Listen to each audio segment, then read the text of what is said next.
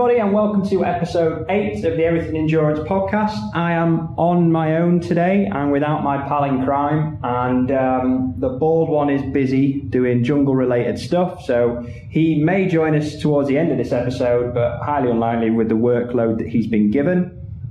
Just like the last episode when he was explaining that I get all sweary and angry about paperwork, he has got his nemesis of a job that he's working through. So if he does come in, he'll be in a pretty bad mood. So I might kind of banish him until that is over. So I'm on my own today with today's guest, and it is an awesome guest that we've got on. He's going to drop loads of practical knowledge that you guys are going to be able to take. It is kind of specific to our races because he's been on a load of races with me. He's been with us since the beginning, since Beyond the Ultimate formed, and that is Brett Rocos from Exile Medics. Hi, Brett. Hello. You all right? Yeah, thanks for having me on. I'm excited to be here, Chris. Excited to share what's in my head. Yeah, well, that's it. The whole world. Your head has got you into some pretty special places over the last couple of years, is that? Yeah, that's one way of putting it. It's certainly one way of putting it. It's certainly been with Beyond the Ultimate for quite a while now, and I enjoyed every minute of it. So it's nice to have a way of sharing what we've learned to the wider audience, if you like. Yeah, because when you kind of started on this journey with Beyond the Ultimate, it was kind of a new environment for both of us, really, wasn't it? We was putting these races on in these tough environments, and you was trying to provide medical cover. Well, yeah, the sort of stuff we do hadn't really been done before. You know, medicine for these sort of races was kind of why don't we go and have a go and see if we can look after these runners while they do these nutso things. And it's only really, you know, as Exile Medics has grown alongside Beyond the Ultimate, that it's sort of developed into a kind of specialty of its own, really. And the techniques and methods that we use really are unique to BTU and the environments that you guys go to. So, you know, it's one of a kind. Yeah, it's a pretty cool job that you guys have there. You know, a lot of these guys, a lot of the doctors and trainees that come out and do these races want to get experience in these hostile environments. They tend to go like right into the deep end, don't they? It's quite a tough job. You know, we're all practicing doctors, paramedics, nurses, mostly in the UK. We get a few from other parts of the world, but all of us have full-time jobs. You know, I work as a trauma and orthopedic surgeon in the NHS.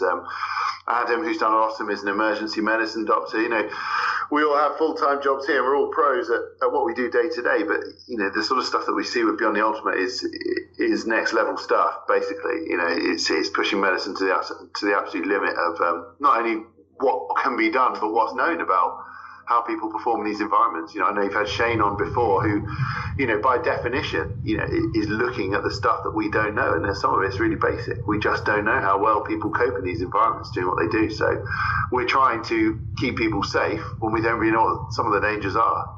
And that's what makes it so interesting and so exciting, really. Yeah, it is crazy, you know, when we speak about the potential risks of these kind of races and stuff, and we go through every possible thing that could go wrong or could go right, but then there's still all these unknown things that come up, and I think that having you guys there to be able to react to these things so quickly is probably one of the most beneficial parts of our race. You know, it's an amazing feeling for me personally to be able to have you guys there in case, you know, the guys need any kind of medical cover. But what started this off? How do you go from working in, you know, for the NHS or private to wilderness medicine? What was the connection? Yeah, so I mean, when I was at medical school and early on in my career, thought, you know, medicine's a great thing, and it's a job you can do anywhere in the world. You know, the human body's the same, whatever language you speak.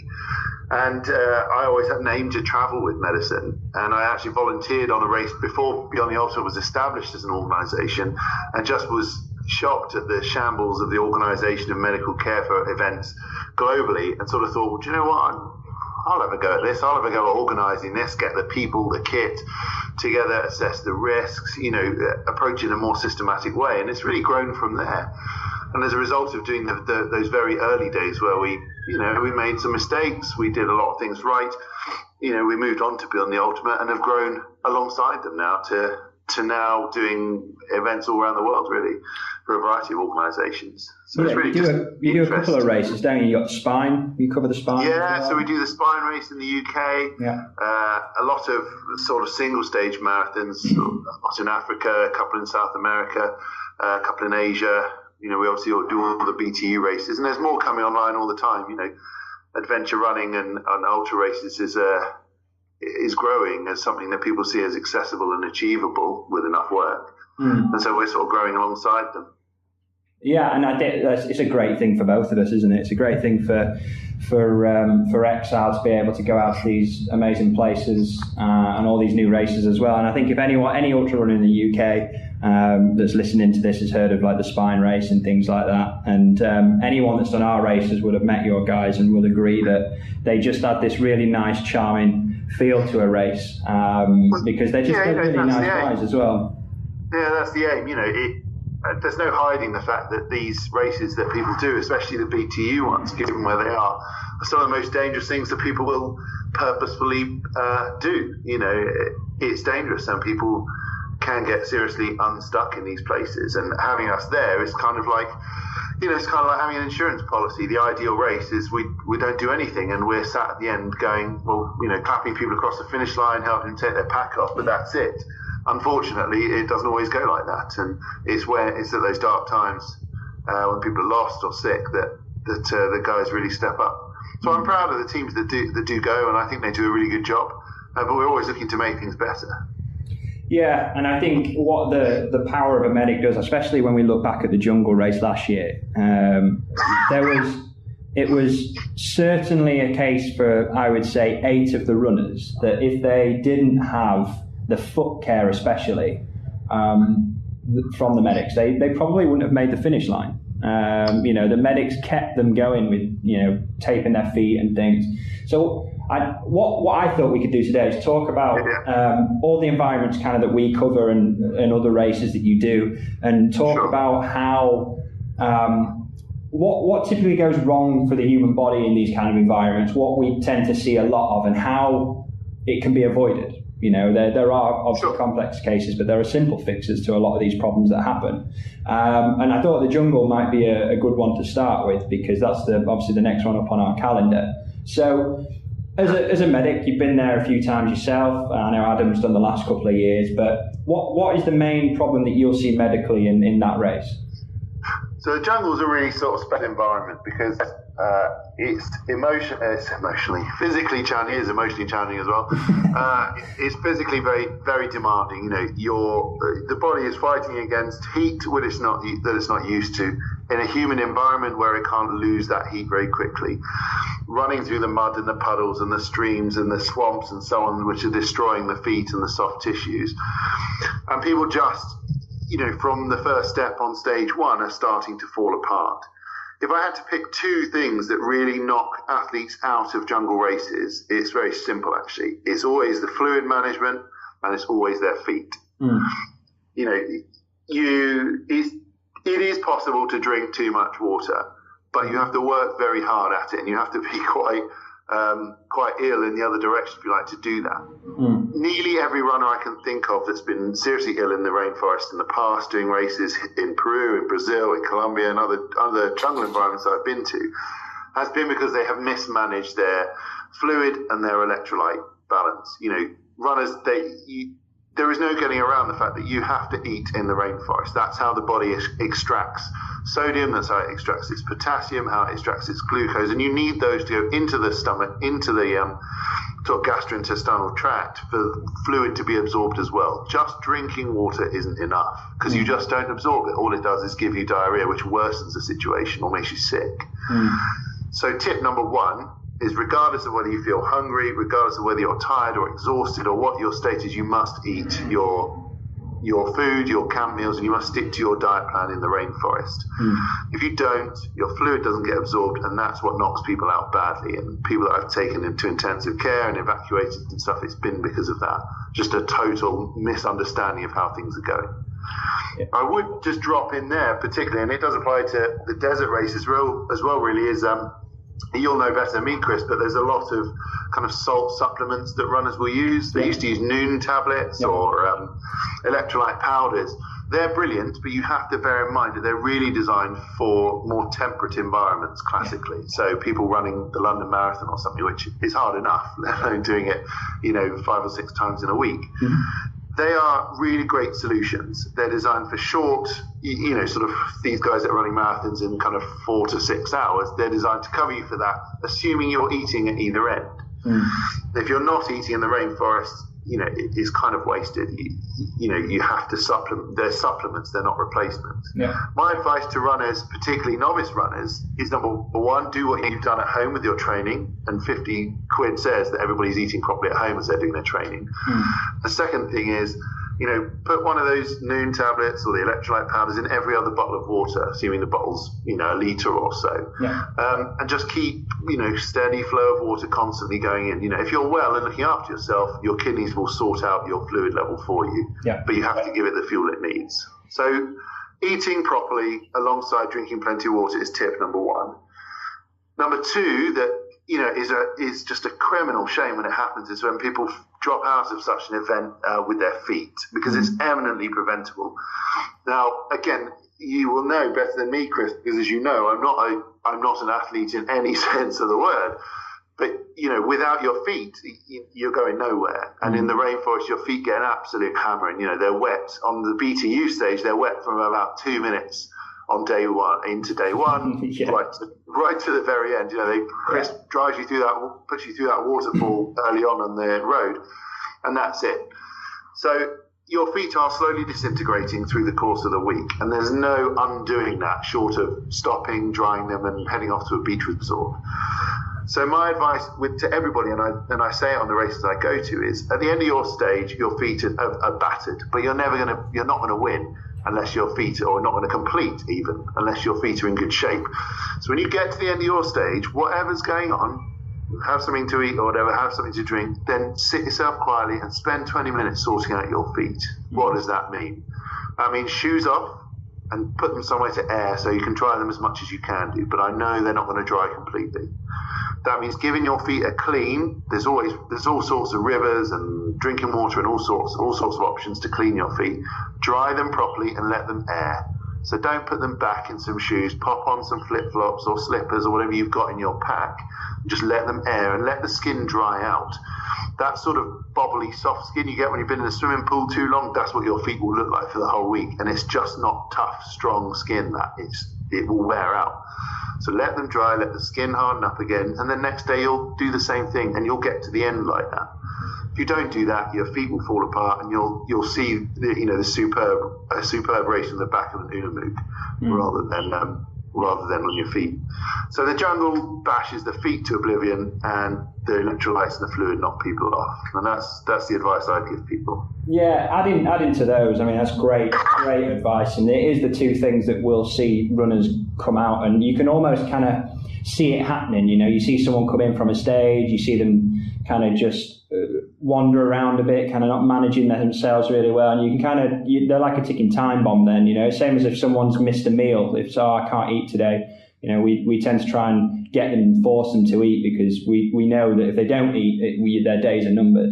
So the two things I would add is, on the hydration side, is a lot of people kind of come into these events and they might, in their day-to-day job in their office, drink a few cups of coffee a day. They might have 1 litre of water a day. It's really common, isn't it, for people to not drink enough water from day to day. And if you go into an environment like this where we're getting you to drink, we're saying that you've got to carry like 2.5 or 2 litres of water between checkpoints, and you're necking up to 6 to 8 litres of water a day, when your normal kind of consumption is 1 litre a day, of course something is going to happen to your body. It needs to be a thing that happens before you even go to the race. Like in your training, you need to make sure that you're drinking 2 to 3 litres of water a day, that if you're using hydration salts, that you use them in training, like Brett says, like every other one. Noon tablets are mainly, and all those other hydration sachets are mainly designed for after workouts as well, so they're kind of tailored to replace after you sweated, and you might be moving on your feet to 6 to 8 to 12 hours in a day.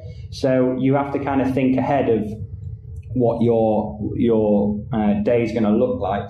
And I know some people swear by them. They will put a noon tablet or a salt tab in every other bottle that they have and continuously stick to that. But you can oversalt as well. You can go the other way. So it is a fine balance. And the main thing is to get it right in training, to make sure that you're not too different. I think an interesting thing Shane spoke about outside of the podcast was that they did a test at the London Marathon. They found that over 30% of the people were severely dehydrated before they even started the race. And that's incredible when you think about it. If 30% of the people on that start line of the London Marathon are already dehydrated before they start, you can't get away with that on these kind of events. No, you can't. Your last minutes. Yeah, that's it. And the interesting thing that I saw last year with feet is we had almost like a split down the middle. We had some really horrible feet, like the worst feet I've ever seen. And people managed to get through with just stubbornness and the help of Exiles, but their days were considerably longer because of their horrible state of their feet. And then the other side of the race, we had immaculate feet. And there seemed to be kind of a formula to that as well. So obviously those are things like getting the good shoes that fit and trying out in training and things. Like toe socks and gingy toe socks help reduce the amount of hot zones and stuff that can blister. But something clever that I saw in the last race was a water resilient wax that people were putting on their feet. So it was called gurney goo or paws wax. And then paws wax is actually they use on dogs when they get their feet operated on to stop them licking and getting them wet. But they're putting this water resistant gel almost on their feet, so their feet are staying dry. And I thought, what a brilliant idea! What a brilliant idea that is. Because if you've got wet feet, like you said, they are just gonna. I always laugh at those people that take their shoes off in the first river crossing. It happens every year. There's always one or two people that take their shoes off and think, I'm going to keep my feet dry and take my shoes off for this river crossing. And I always think, oh, how sweet. How sweet of you to try, because you're going to get them wet regardless. And once your feet are wet, even last year, the guys were bringing their shoes into their sleeping bag to dry out. And then within 100 metre of the next stage, they're through a river again. So there's probably no point in even bringing them into your sleeping bag. Like you said, they just need to air and get that. But taping's another important thing as well. Like, it's quite a hard skill to master, isn't it? Taping. Yeah, taping. When you're an athlete, you have your rituals, you have your way of doing things, and as you say, you look around that pack on day one, and you can tell the ones that are that are prepared, and they know I need a bit of tape here, I need a bit of tape there. They know how to do it, how to apply it, and off they go. They seldom trouble us at all. Taping definitely has a role just in removing friction from the skin. So for a blister to form, it's got to be damp, it's got to be hot, and you've got to have friction there. Well, I can't control the damp, you're going to get wet. I can't control the heat unless I can turn down the thermostat in whole of South America. But the friction, is where the taping comes in, and properly applied tape can be a saviour. And by the end of the week, everybody's got blue tape, which is the tape that we use. All over their feet, but it's a temporizing thing, because it's adding to the heat to an extent. It's adding to the damp as the tape soaks up the water. So, it's a treatment in the vast majority when we use it. But if you're someone who knows you get a blister in a particular spot, then we can help you if you're not sure in taping that area and preventing problems. But I've got to say that it's few and far between people that have either the need or the forethought to do that before it's sort of stage one. But it's a skill that Exile Medics have developed over the last few years, in response to the environments and so on. And it takes practice to know how to tape each and every sort of square inch of the foot, such it doesn't cause more problems than it saves. But taping definitely has a role. And if athletes know that there's vulnerable areas, then we can help them tape those up beforehand. But it's rare that the athletes do that. Actually, it's not that common. Yeah, there's only a few that I know of that have got, and they tend to have their own ways and systems and stuff like that. I'll tell you what would be good actually, Brett. Next time we see each other, we'll do a video, like a little how-to on a couple of different ways of taping feet. I'm sure the listeners will love that. And we can get to. Yeah, well, I'll be heading down to Namibia, so maybe we'll do it down there in the desert. Yeah, that'll be cool.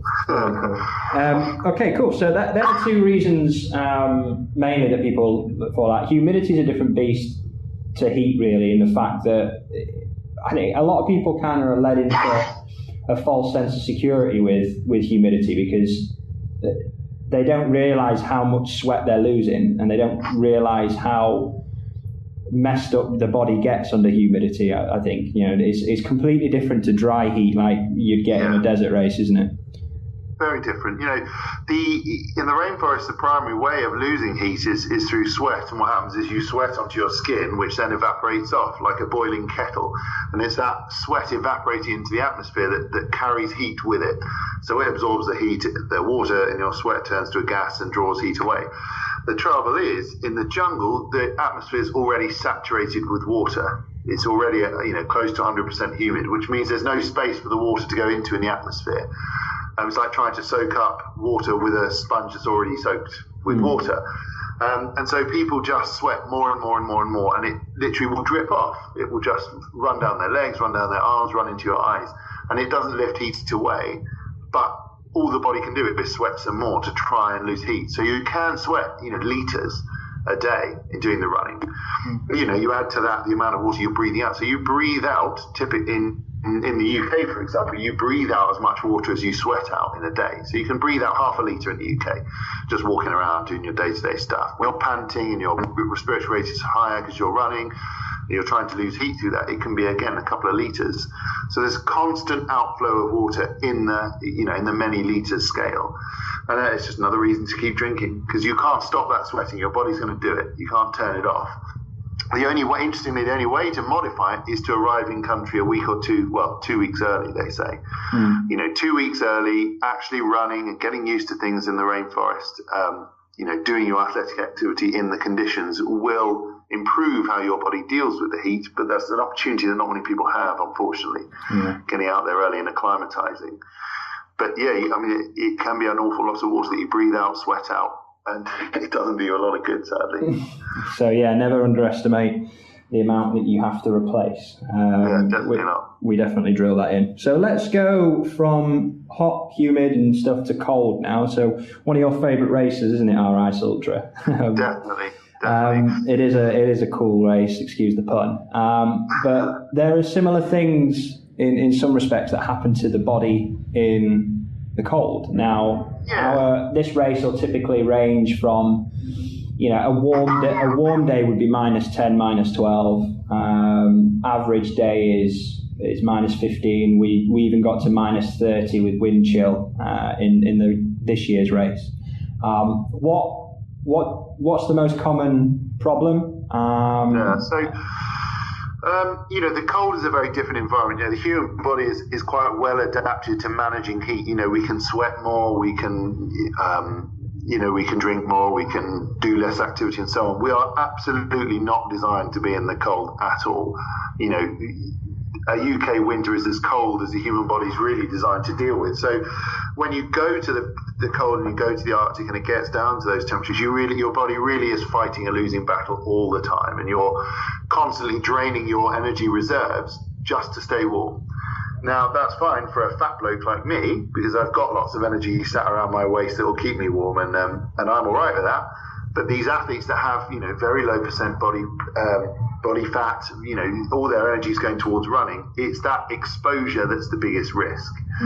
So the ice is a prime example of why the kit you choose to use for your race, the kit you choose to wear and carry, is absolutely of life-saving importance.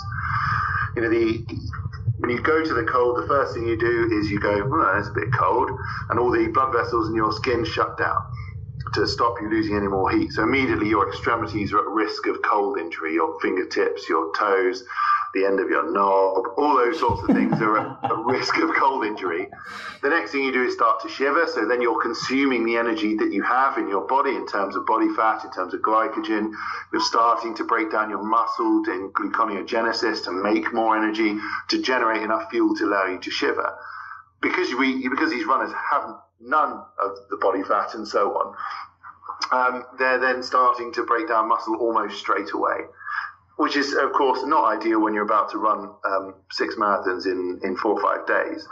So it's exposure is the main risk. And the people that we've seen go down in the Ice Ultra, it's 2 reasons. One, it's just plain old unpreparedness. They've got there, got off the plane, set up on day one and gone, holy crap, this is cold and my coat's not good enough, my gloves aren't good enough and I can't do this, which in many ways is a brave decision because they're only going to get in trouble if they continue.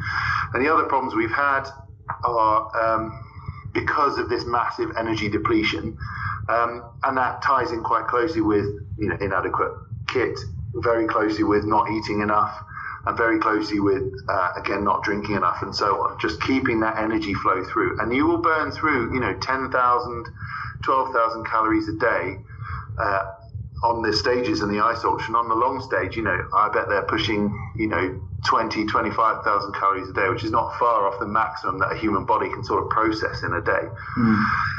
Keys to doing that are absolutely, I'm someone who loves a bargain, but, the Ice Ultra is not a place to be out, buying the cheap clothes, buying the cheap kit, because that sort of stuff will save your life.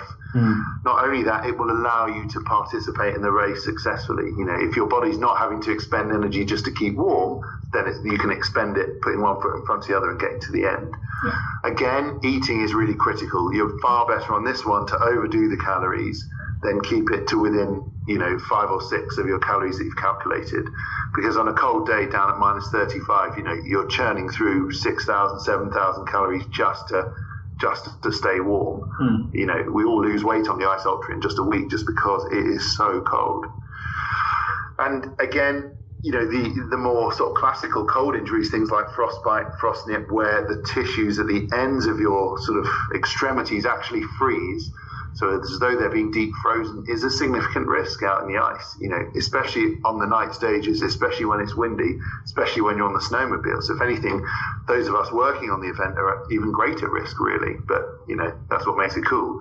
But from a runner's point of view, keys to avoiding that are all in the preparation, good footwear, good boots, good gloves, wearing the hats and face masks that protect the tip of your nose, wearing good coats, keeping well hydrated to keep the circulation going through the fingertips is said to be very important as well, and being very observant. If you start to think my fingers are a bit iffy between 2 checkpoints on an ice stage, we had a few years ago a runner whose job very much depended on his dexterity, who started to get frostbite in his fingers, and it was a very real discussion to him to say should this be the end of your race. Because once your tissues freeze, there's no coming back from that, really. So eating, again, key. Good quality kit to prevent exposure and exposure-related illness is key, because hypothermia out there is not quite a death sentence, but it's not far off.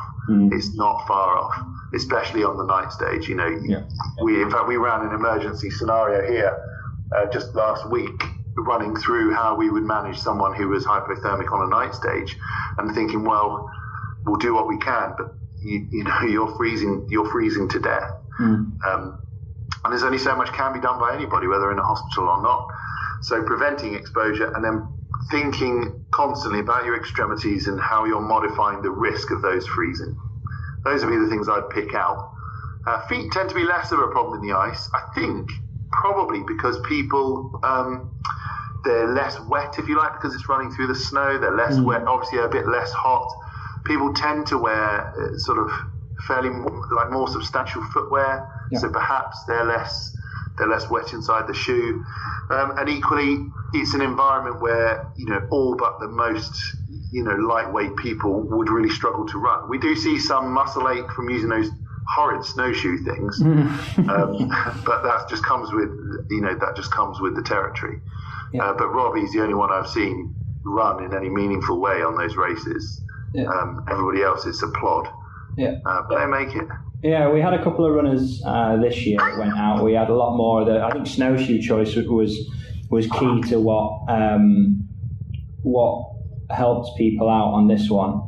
But I think as well, we learned this year that, the year that Robbie did it and that year, they would probably be listening to this going, well, no, our feet were pretty wet because of all the surface water that they went through. And how we didn't get any frostbite in feet that year is beyond me, like with their feet going into water like that. Well, this year was kind of the opposite. We had a lot of deep, soft snow in parts. Mostly was hard track. It was how it should be. So the guys managed to kind of clear the ground a little bit quicker on the whole. But yeah, I think calories is a huge one, and just how you can see in the jungle, someone throws up, you say, right, look, you need to really sort yourself out now because you're in a bad way. You need to get that water back in and stuff. It's the same on the ice. You see someone that just can't finish their meal, or they're struggling to finish a meal and they're not getting those calories in. It really, really is important that people eat. And then there's also the problem that people can actually wear, it sounds crazy, but they can wear too many clothes on the ice and be too warm while they run. So they're running, they're sweating, and then they stop, and then they go really cold. Yeah. That happens quite a lot, doesn't it? So it's a well-recognised phenomenon because you're sweating, obviously, inside all your multiple layers. That sweat can't go anywhere. Super similar to the jungle, the air inside there gets saturated. You sweat some more, you're generating more heat. The minute you stop, you're not generating heat anymore, and your body temperature is going to plummet, and you're effectively a wet person standing in the freezing cold. And so you do see temperatures drop, and what happens is people cross the line, they feel fine, and then we'll always go back and check on them sort of 10 or 15 minutes later, because they'll start taking layers off and they'll be unpacking and sorting stuff out, and they'll start to get colder and colder and colder and colder, and they think, oh, I'll just sit down for a minute, and they fall asleep, and that's when they're at maximum risk, really. So yeah, you're right. You have to, clothing in the ice is a dynamic thing. You put some on, you take some off, you stop at a checkpoint and get a cereal bar out, or pepperami, which is a personal favourite of mine. Always impressive runners that bring those. You might take a jacket off, but it's always a few on, a few off. It's not a put your clothes on to start the race, get to the end, take them off. It's it varies with the conditions, and the conditions in the ice can change in an absolute flash. 1 minute it's sunshine, like a nice holiday in Courchevel. The next minute it's a snowstorm, and so it's a dynamic thing. The clothes and so on, and we keep as close an eye on people as we can. There's always snowmobiles up and down and things, and I know that some runners in the past are concerned there's traffic. Well, that's not for fun. Believe me, digging a snowmobile out is not a lot of fun, which happens on a regular basis. It's because the risk to a runner who gets unstuck anywhere on the course for more than 5 or 10 minutes is really very high. Someone bangs their head on a tree and along one of the trails somewhere and just knocks himself out for a few minutes, that's a death sentence unless someone finds them. So, we are careful, and we want to preserve that feeling of isolation, but not at the cost of someone's life. Yeah, we tend to do that mainly because we want a 20 to 30 minute reaction time in that instance. We want to be able to get to anyone on the course within 20 to 30 minutes. And it's a bit different than the other ice races, because I would feel a lot more confident at being further away from people if they was to carry a pole. If they had with them a bivvy bar, they will have basic stuff like a bivvy bar, but if they had with them a tent and thermals and 6,000 calories of food spare and stuff like this in a pole, then I would feel a lot more confident. But the reality of this race is that they're carrying with them the bare minimum. And that's the thing, isn't it? If something was to happen, like you say, you're minutes away from needing help, and we tend to, we've reacted every single year every time someone's needed help within minutes, within seconds sometimes. So that's the reason why we have that kind of system in place. But the thing with cold is it's amazing at how quick you can go from hero to zero, isn't it? Like in the jungle and the desert, me and you have stood together, haven't we, and said, right, we need to go and give this guy a bit of a talk, or go see this girl, and just kind of give them a little bit of maybe you should eat a bit of food, drink this, do this. But on the ice, you could have someone that's completely fine, to needing, all the thermal jackets and everything within minutes. It's crazy how quick it can happen. We've had people, and I remember it, on one side of a frozen lake, you watch him run on, you think, he happened to be a man, but he's going well, and by the time he gets to you, we actually had the helicopter in to evacuate him out, and that was a calorie and awareness of his exposure that led to that, and that was a real super emergency. We actually thought he died at one point, which was pretty frightening. So I know that everywhere says adventure and extreme, and the number of races I hear say, we're the toughest race in the world. It's my view that the Ice Ultra is the most dangerous race of a series of very dangerous races that Beyond the Ultimate put on, and they're only doable because of the amount of effort that BTU, that Kris, and to an extent that we put in to try and mitigate that risk. But you've got to be, hard as rock to do this Ice Ultra. You've got to really know your stuff. And because nearly everyone crosses the line, it's awe-inspiring, really. And I don't use that lightly because, it's not a very manly thing to say. But it really is. When you see people cross the line after that race, you think, bloody hell, that's a medal well earned, that. I think any Ice Ultra finisher will appreciate you saying that as well. They had a hard slog this year. They definitely had longer days than what they was expecting and things, but they got to it. And you're right. We when we first started with this race series, we were going down that line of with the toughest events and things like that. And now I kind of want to pull away from that because we are tough events. There are tougher. There are. We had this conversation with Robbie. There's the Tour de Giants and things like that are tougher in their own rights. But what we want to have is people to really be exposed to these elements in a way that is still safe for them to do so. So that's why this race has kind of dramatically changed. Yes, it's a tough event. Yes, it's exceptionally hard, and that's why we're kind of tightening up on the application of this race considerably, because it's become harder in some ways over the last couple of years, what with the additional distance and terrain that we go through. But it is an awesome race. It's an awesome environment to be in, and hypothermia is easily avoidable when you break it down into that. Wear the right layers, make sure they're modular. Interesting that Robbie says there are other races that are tougher, because we do a lot of events, and there are races that you might argue have sort of tougher ground to cross, or more rivers or steeper hills or something. But I always say to my guys, we have a lot of briefings and meetings before every event, and I always say to them, the thing with the BTU races is, I used to say, just put one foot in front of the other, you get to the end. But with BTU races, that it just isn't the case. These races, all of them, the desert, the jungle, the ice, and any forthcoming ones, they're thinking people's races. You can be the greatest athlete in history, and we've both seen it, where you think, well, this person's going to ace this, and they'll drop out very early on, because you just have to consider every aspect of your performance. Someone who is an Olympic gold medalist but hasn't thought about their calories is going to drop on day one. Whereas equally, I've seen people I thought, you ain't got a chance, mate, I'd do better than you, and they get to the end and they're in great shape because they've considered every facet. So I think you could argue that trails are harder, say in Tour de Jean or UTMB or the RTP races, but I don't think I've come across a race that's more of a thinking athlete's race than the BTU ones. The environments are right at the tough end in each area, and you just can't do them if you don't consider every little aspect of your preparation and your performance when you get there. I'm interested to know that Robbie thought there were harder ones. I don't think there are. Well, I don't think he was saying, he was just saying there are harder events. To be honest, there are plenty of tough events out there. But let's, on the UTMB and all the Tour de Giants, altitude is a thing with those. They tend to go quite high. Our mountain ultra is looking at coming back over the next couple of years. Even our jungle starts at altitude, and this is another thing that we probably should speak about, because some people actually come to the start line of the jungle quite tired because of the altitude at Cusco. What happens to the body when it is at higher altitudes? So we've, as a species, we've developed to live and work at an altitude, between sea level and a few hundred meters above that. So up to about 1,600 meters above that.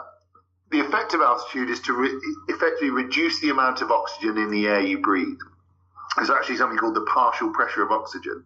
When you're stood at a beach by the side of, down in Weymouth or somewhere very generic, you've got the amount of the column of air pressing on your head, if you like, and into your nose and mouth as you breathe is about 1 kilogram. So it's about like someone pressing on your forehead with a thumb. As you rise up through mountains and hills, that pressure reduces. So there's less atmospheric pressure pushing air into your lungs as you take a deep breath in. As a consequence, there's less oxygen being pushed into your lungs as you breathe in. When you breathe in, you're not sucking air in. You're sort of expanding your chest, and the atmosphere is pushing air in. Once you get to about 2,500 meters, the amount of oxygen per breath that you breathe in is significantly reduced. So it's about half the amount of oxygen per breath as you get to between 2,500 and 3,000 meters. Now, a healthy, fit, reasonably fed person can deal with that, and we deal with that by breathing a bit more fast.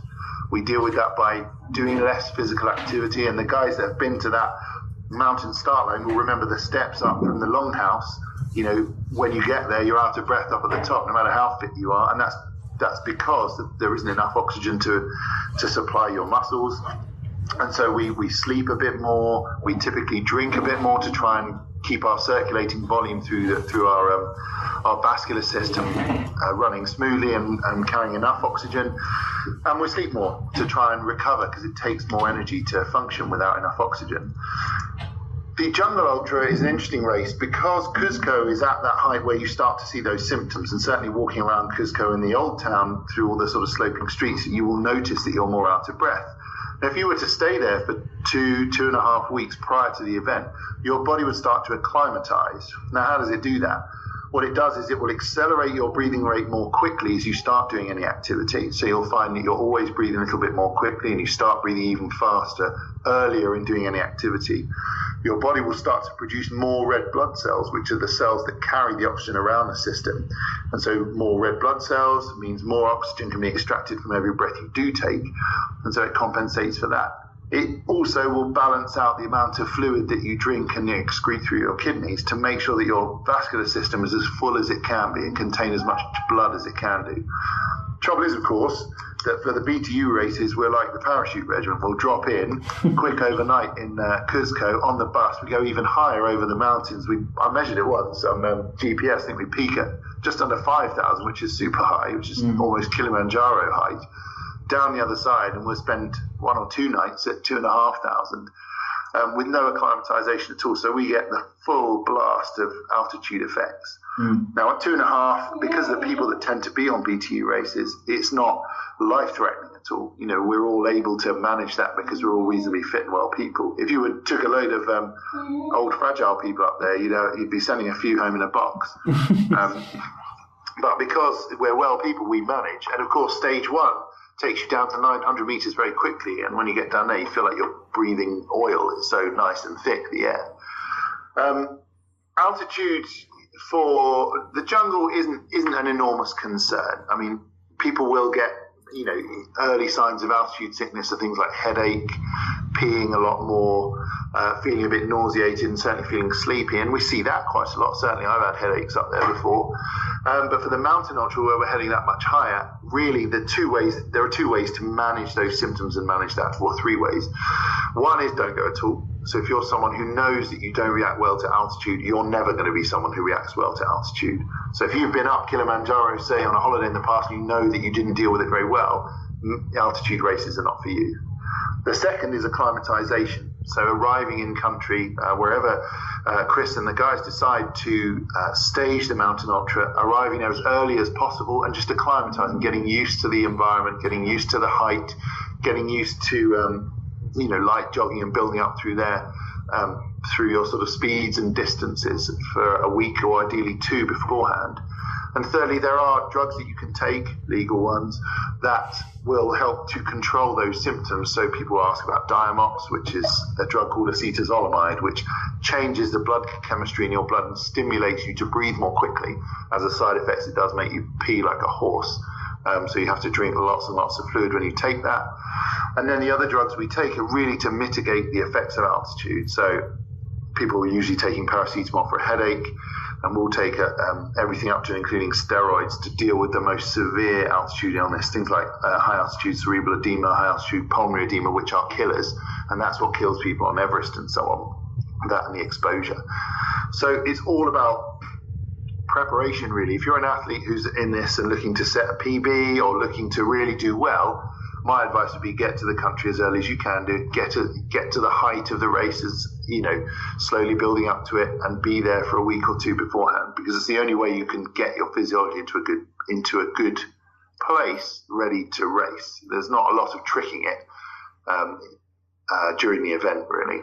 Yeah, training for altitude is something I know a bit about, because I spent a good year trying to kind of sounds like but yeah, dealing with the kind of, or learning about it and different ways of trying to cope with it. And yeah, pulmonary and cerebral edemas was something that scared the crap out of me when we was talking about it. Now, when I rewrite the mountain ultra, we probably won't go amazingly high. I'll chase vert as much as possible, so up and down, up and down, up and down, but I won't be going too high. Not like, probably not even as high as what the Jungle Ultra starts at. So we'll be, it will be, the problem will come from people going up these heights quickly, which is what often causes the cerebral and pulmonary edema, is raising too quickly through the height. And that's why on Everest and things like that, there is always these rotations, and you'll actually climb the mountain 2 or 3 times before you summit. That's what they said, yeah. I will apologise to anyone listening at the minute. If they hear this like low grumble or crying, I've got the dog in the room. Oh, there we go. I haven't got someone taped up in a dungeon somewhere. It's just a dog. He's not Shane taped up, don't listen to him. Shane it's the reason why Will's not here, I just had to teach my lesson. But yeah, she is getting a little bit restless at the minute. So it is one of those problems, and it can be avoided, like say, making sure you're hydrated and things like that. But I was quite interested to find out that is true to some extent. If someone is bad at altitude, there's not much they can do about it. It's just a thing, isn't it? Some people, that's right. Some people that are healthy and fit can be bad at altitude, and there's not much that can be done. Yeah, that's right. So, and there's no predicting it as well. So if you're someone who's never been to altitude in any meaningful sense, then you just don't, until you do it, you don't know. I'm pretty good at it, but I know that, for example, Adam suffers a bit with it, being at height, and he's much fitter than I am. All appearances belie that, but he really is. And there's no predicting it. They say, actually, paradoxically, that fatter smoking people do better. But that's because they're depriving themselves of oxygen, and they don't deprive themselves of food, I imagine, on a regular basis. But there's absolutely no predicting. You might be, Mo Farah, but you might be rubbish at altitude. There's no knowing until you get there. Yeah. But Kris is right. The reason Cuzco is hard work is because we get off the plane. And we step out and we're there. If we had to hike up the Andes to get there over the course of a week or two from Lima, which is effectively at sea level, then we wouldn't have those problems because we'd acclimatise on the way. And you're absolutely right. In Everest, they're up and down, up and down, up and down, because that's obviously by definition the extreme, the highest you can go. But again, it's that balance of, yes, we could do a race at 5,000 meters. Yes, people would finish it, but the risk and the people that wouldn't make it just make it an excessively dangerous thing to do. You're asking for body bags then, certainly. Well, I think it's one of those that we would, and we know that, and we'll probably have a day of acclimatizing at base camp and things. But yeah, just to avoid any kind of altitude symptoms is relatively simple. Make sure that you expose yourself to it slowly. If you do see signs, then you go lower down, and descend as quickly as possible. It's amazing at how quick the body fixes itself, isn't it? You could have someone that's showing signs of. It was actually when I was on Kili, there was someone like that. Someone actually got, they kind of like chesty, watery cough, and they thought, right, we need to get you down as soon as possible. And just descending 1,000 meters, they went from almost like being passed out on the deck to completely fine.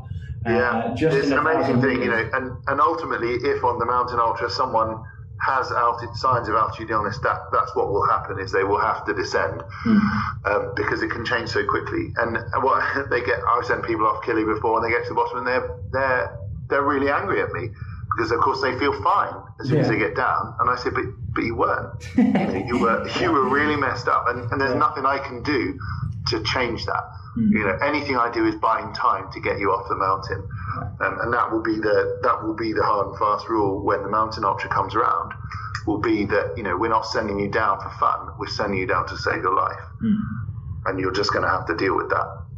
But I hope it doesn't affect too many people. But you just don't know until you do it. Yeah, and I think it's like obviously we come out to it. One of the constant themes that's coming across all of these is, in any of these environments, it often boils down to just getting your simple habits right. Making sure you've got the calories, making sure you've got the water, and making sure you've got some relatively slow exposure to that environment before you go into it, because the body can quickly adapt. They're the three main things that you kind of want to take from it. And then obviously, when it comes to the secondary aims, keeping dry and managing your sweat levels is the second thing. And all of those things combined, people are fine. And loads of people manage to go through this quite comfortably, but they're just such simple mistakes that people make. That's why I thought we'd do a podcast on it, because it's absolutely, it's simple stuff. Most of this stuff is preventable with some consideration beforehand. And do you know what? If you don't know, as long as you know you don't know, we can help. I'm certainly always happy on the social media, and if people email to put people point people in the right direction and so on. We go on these things because we love doing it. We're not drawing a salary and making squillions of pounds on it. We do it because we love doing it, and we love seeing runners cross the finish line. We really, really do. It sounds really cheesy, but there's a real rush seeing a whole group of people cross the finish line and getting those medals, and the buzz that is generated at a finish line where everybody's had a great time, and that's what we're doing it for. So if people are stuck, then just contact me or any of the guys through our website, or through Kris, or through the BTU pages, or however, and we'll help you with them as much as we can do. And the guys on the ground, they're there for you, not for themselves. Yeah, sometimes for themselves. I think it's one of those things that it's the whole idea of this race. There might be people saying, how am I going to get exposure to the cold? I live in Abu Dhabi, as Aaron did, who did our race last year. How am I going to get exposed to altitude when I live by the sea? And that's the nature of these events. You are massively out of your comfort level, and there are things you can do. If like for example with Will, he didn't have a massive budget to train for the ice. He'd never been below anything like -6 before. I don't think he'd never done any colder than an English winter. So we made sure that we did some runs at night where it was colder, and we made sure that we made use of his training in the winter. And I've seen videos of some of the Spanish guys going into restaurants and using their walk-in freezer and sat there. Yeah, I was going to say every supermarket's got a freezer. So there are things like if you imagine or you're creative, there are things you can do. With heat, it's relatively easy because you can have sauna sessions. There's a lot of universities now where you can go. Humidity is quite hard to replicate, as is altitude effectively, because a lot of people, I don't really agree with the altitude tents, but they can have some benefit, but I don't know, it's a hot debated topic, isn't it, of whether altitude tents work. But there are different things you can do if you think, well, I can't afford to go to the country too early. There are different things, and just get in touch with us. There's some interesting studies actually about heat exposure with cross-adaptation to altitude now. So they tend to be doing a lot of research into that at universities at the minute. So some interesting stuff coming out there. Which if you want more information, you can get in touch with us. If you want any more information on the medical side of it, you can get in touch with Brett as well at exilemedics.com. What's the next races on the calendar for you? So obviously you got the jungle with us. So we have spring and autumn are quite a busy time for us. So we've got a team out of the Trans-Atlas Marathon with Mohammed Ansal at the moment. They are on stage 2, I think, today. Out by Tubkal, down in Mount Tubkal. They're having a great time. Nadia's out on that team, who is going to be your team leader for the ice next year. So she's quite quickly building up a whole wealth of experience on these multi-stages. We've got guys heading to Sierra Leone. They'll be in the air now for a single-stage marathon around a town called Makeni, which is obviously really suffered with Ebola. There's no Ebola there now, but they're doing a race out there. guys are heading to Uganda in the early part of next week for another single stage marathon. And then they'll all come back, and we've got to quickly get everything set for Peru in, it's not long now, 2 weeks, something like that. Yeah, yes. Then we come back, and there's there's Fusion and Flair, which is the summer edition of the Spine race, which Scott and Phil are putting on as a trial event. Then back, and then starting to wind up really for Namibia, which is the big sort of autumn one, the sort of restart of BTU Desert. So we're all really excited about that, and we've already started assembling teams and kits and stuff like that. And then the other big autumn one is the Ultra Trail Gobi. So down in the Gobi Desert in western China, we'll have a team going out there. So busy times. But really, the BTU races are the cornerstone of what we do. Without them, we just wouldn't be doing anything really. Yeah, well, it's amazing to see that you're growing as well as you are, mate. You deserve it, because what you do have is a fantastic service. I say we're some of the few people that do this sort of work, and we really, really love doing it. It's certainly, if I could, this is what I would do for a full-time job. This would be how I would spend my days and nights. Unfortunately, it doesn't meet the financial requirements of the modern world, but it is certainly. I mean, I'm looking now at all the drugs for Namibia ready to go. In fact, literally this second, and you get a buzz thinking, how can I make it better? How can I get more people across the line? How can I make it so that we are the best? And that's always the drive. Yeah. And I mean, you've got to say as well, you're probably the only people that are bringing drugs into a lot of those South American countries. Yeah, exactly. Yeah, and we don't have to tuck them in the lining of a suitcase or anything. We just walk in. The dogs are sniffing the ones leaving, Yeah, so like I said, anyone wants to look these guys up, go visit their website. Once again, if you want to leave us a review on iTunes, that would be great. If you want to get hold of the next episode early, you can subscribe and you'll be one of the first people to get hold of it. Brett, you've been an absolute legend today, mate. Thank you for coming on. Thanks for having me on. I've been looking forward to it. Look forward to speaking to you guys soon. And like we said, guys, get in touch if you've got any questions, and we'll see you for episode 9, which is with Alex Kashefi. So have a good one, guys. See you later. See ya.